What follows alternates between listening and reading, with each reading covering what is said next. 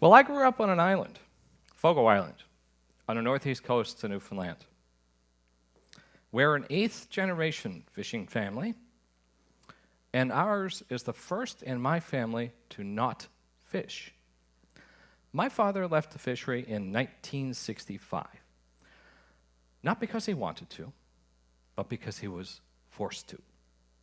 He was forced to by monsters, monster boats, factory freezer trawlers.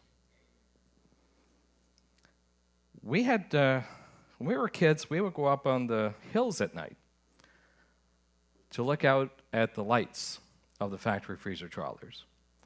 And there would be so many out there some nights, it looked like a floating city almost.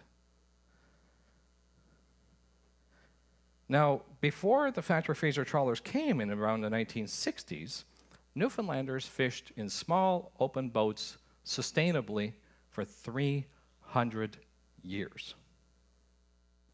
In a short time, from around the 1960s to the 1990s, the factory freezer trawlers completely wiped out our cod stocks. And the fishery had to be closed in 1992. Now, thousands of other families were also forced to leave the fishery. In fact, since my father left the fishery, over 300 communities in Newfoundland alone have been resettled. Now, resettlement, to be clear, is when each and every family has to move away from their home. The government shuts down all the services, turns off the electricity, and nobody's allowed to return. Ever. Last year, Little Bay Islands, just up the coast from Fogo Island, was the latest Canadian fishing community to resettle. And there's another half dozen communities considering it right now.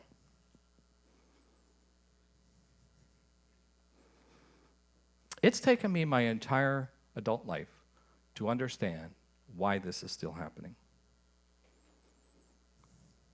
Turns out there are two global economic forces at work that are causing communities to be resettled and fish stocks to be destroyed.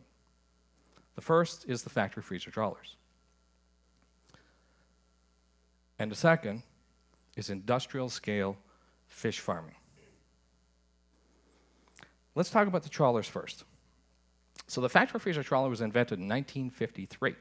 By the mid-1960s, there were literally hundreds of these boats fishing for cod near shore in Newfoundland. Today, the largest factory freezer trawler is this boat. Now, this picture was taken in North Vancouver. It's the Annalise Alina. She is 472 feet long.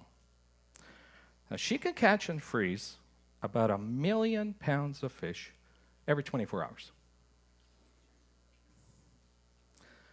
Now, to put that into perspective, it would take all the fishers on Fogo Island a full year to take that much fish.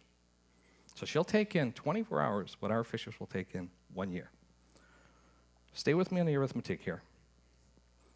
She can hold 15 million pounds of fish. So she can fish for about 2 weeks at a time.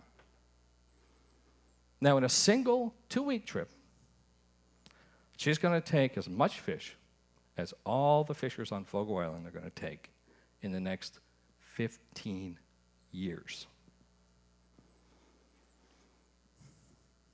Fishing on this scale, in any ocean, by any measure, is unsustainable.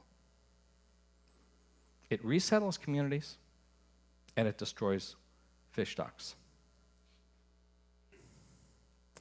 Now, you all are probably wondering, what's fishing in factory freezer trawlers got to do with all of us here? I went shopping today. I went to the local supermarket here in town, and I purchased this package of fish. So it says wild Pacific salmon, and of course it would be high in omega-3s, and it's sold to you by a proud Canadian company. So at first glance, this would seem like a good choice for you and your family.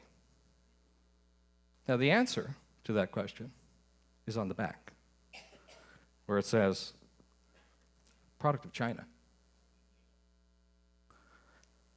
Let me take you on a journey of this fish. Let's go on a journey together. So this fish was caught by a factory freezer trawler in our Pacific waters. Fish was frozen at sea, shipped to China, where it was thawed, filleted, deboned, skinned, portioned, as you see it here, put into this package, frozen a second time. Now, they tell you not to do that at home. Shipped all the way back to Canada and made it its way to the local supermarket here in town for you to buy. Now, I know you all have ideas about China's food safety records, which are abysmal. And the trip to China and back is about 17,000 kilometers. So that's quite a carbon footprint.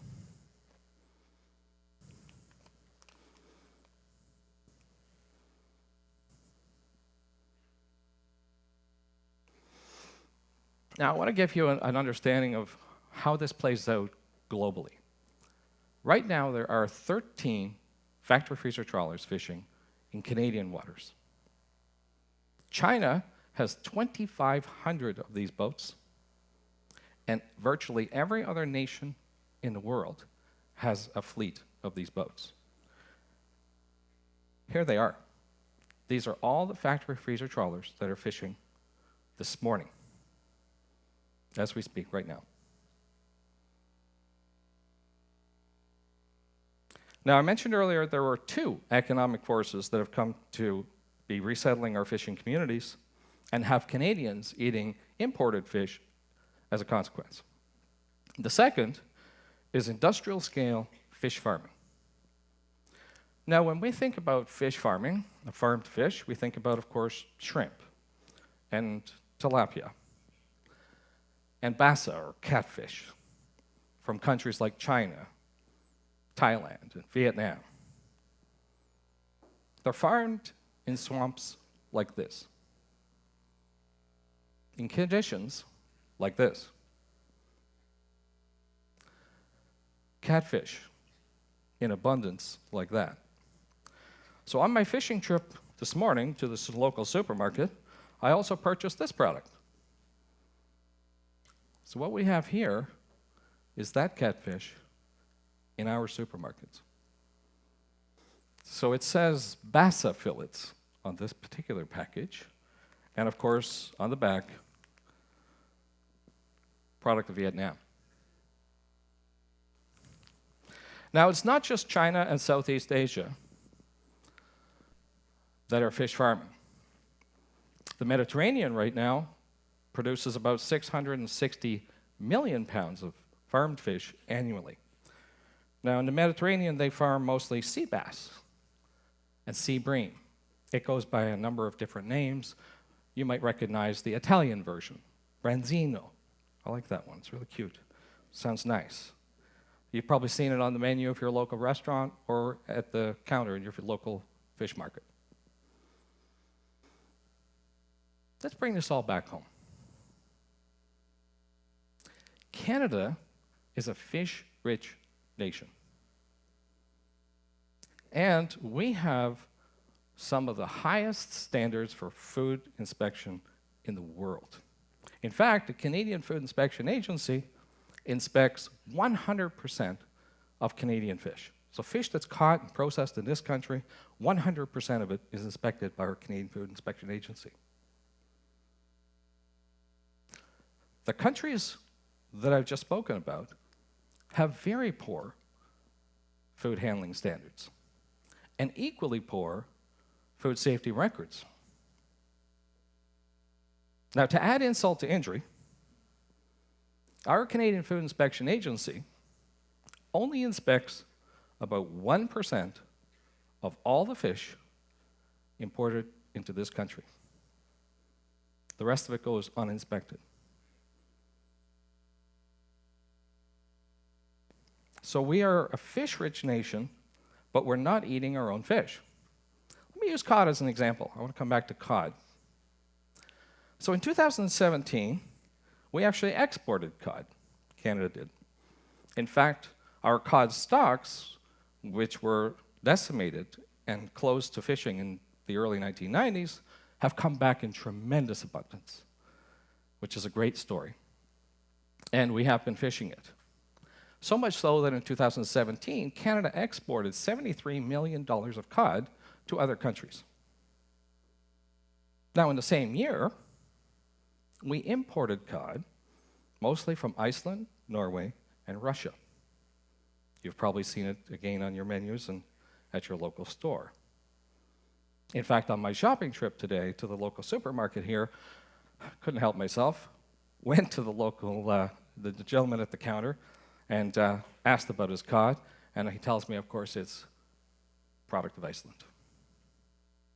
So why is this happening, right? Why is it that Canada exports its amazing inspected cod to countries like England to enjoy, and Canadians are eating imported cod that's not inspected? Well, here's what's happened. In the last 50 years, large multinational corporations have taken over our wild fisheries with factory freezer trawlers. And they've established industrial-scale fish farming in virtually every country on the planet. In so doing, they've made every fish a commodity to be traded internationally. Now, virtually every species of fish is available for sale in every supermarket in the world and every restaurant in the world. Now, for Canada and Canadians, it doesn't have to be this way. So if you love fish, like I do, if you're a closet pescatarian, like I am, I have good news. In Canada, we are a fish-rich nation.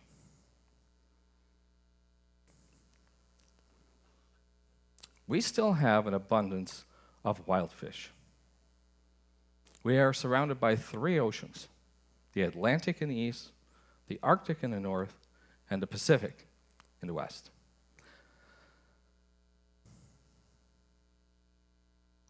So amazing.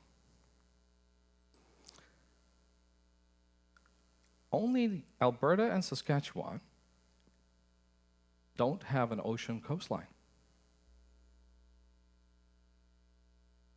Now, we also have, of course, the longest coastline of any country in the entire world. 240,000 kilometers of coastline. And we've got over 1,000 fishing communities that 7 million Canadians call home. There are 4 iconic fish that have really structured our country and caused us to really settle where we've settled. Cod in the Atlantic, char in the Arctic, salmon in the Pacific, and whitefish right here in our Great Lakes and rivers.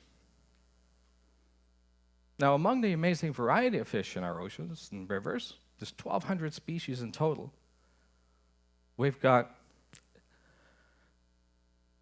this amazing fish, the sturgeon. The prehistoric sturgeon can live up to 100 years. And squid that live just 1. We've got turbot that can live in freezing water temperatures. Sorry about that. We've got squid that can live in freezing water temperatures. And we've got the Chinook salmon that can swim 3,000 kilometers up the Yukon River to northern BC, back to the very place where it was hatched so it can spawn. Pretty amazing, right? So here we are. We're a fish-rich nation. What should we do with all this amazing fish? Let's start a sustainable, community-based water-to-table movement. I mean, we already have a great farm-to-table movement, already established. We like to fish on Saturdays or on Thursdays at our local farmers market and buy direct from our farmers. And out of season, when we shop at our supermarkets, we try and find things that are local and things that are organic and non-GMO. We like our meats to be cruelty-free. Let's take these amazing ideas about good farm food and extend them to the fish on our plates. Let's not eat imported fish from other countries. Let's make a Canadian food culture based on Canadian ingredients. Let's invite our Canadian fishers to join our Canadian farmers in the amazing good food movement. So how do we do that? Well, when you go to your local supermarket, look for Product of Canada. When you're talking to the person at the fish counter, ask them if the fish is Canadian. If they seem uncertain, buy something else that is Canadian. Now, when dining at your local restaurant, ask your server, is the fish Canadian? And if they seem uncertain, order something else from the menu that is Canadian. Now, being Canadians, of course, we're not inclined towards protest, and you don't have to write a letter to your MP. We have the power, each and every one of us, to make a movement. Buy and eat Canadian fish. It's good for you. It's good for our fishing communities. It's good for our country. Thank you.